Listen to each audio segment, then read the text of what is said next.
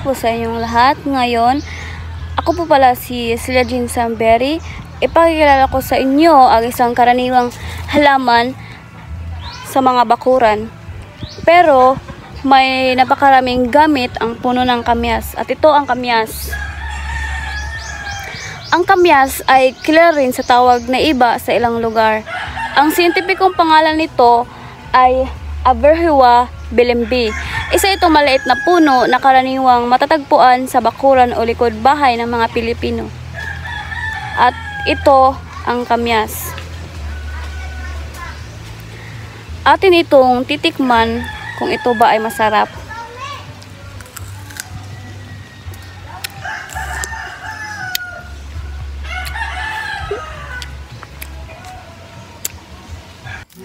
Ang kamyas ay may makakapal at maliliit na dahon, kagaya ng dahon ng maddi kakao. Ang bunga nito ay kulay berde, pahaba at medyo matuloy sa dulo. Maasim ang lasa nito kapag kinain. Ang bunga ng kamyas ay kilala sa pagiging maasim at ginagamit sa maraming lutuing Pilipino, tulad ng paksiw, sinigang at ginisang isda.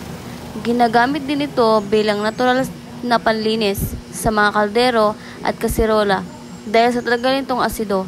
At higit sa lahat, ang bunga ng kamyas ay ginagamit sa alternatibong medisina. Mainam ito laban sa ubo, sipon at mataas na presyon. Pinipiga ang katas at iniinom bilang herbal remedy. Ang dahon ng kamyas ay ginagamit sa pangtapal sa sugat o maga. Pinapainitan ito at itinatapal sa apektadong bahagi ng katawan. Ang sanga at balat ng puno naman ay ginagamit sa pagpapababa ng lagnat sa ilang tradisyonal na paraan. Bukod sa gamit sa medisina at pagkain, ang kamyas ay bahagi na rin ng kultura ng mga Pilipino. Isang natural na yaman na madaling itanim, hindi magastos alagaan at maraming pakinabang. Sa panahon ng matinding init, nagsisilbi rin itong pananggalang sa araw at nagbibigay linaw sa mga tahanan. Meron itong tanong at ating sasagutin. At yun ay kung bakit mahalaga ang saribuhay ng Pilipinas.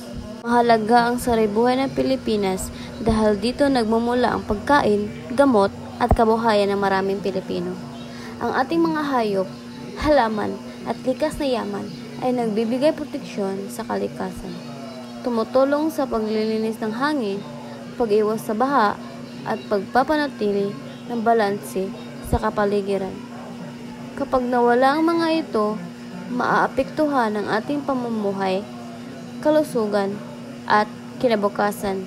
Kaya dapat natin itong alagaan at pahalagahan. At dyan nagtatapos ang ating maikling pagtalakay. Maraming salamat sa panonood. Huwag kalimutang i-like, i-share at mag-subscribe para sa iba pang kaalaman tungkol sa ating kalikasan. Bye-bye!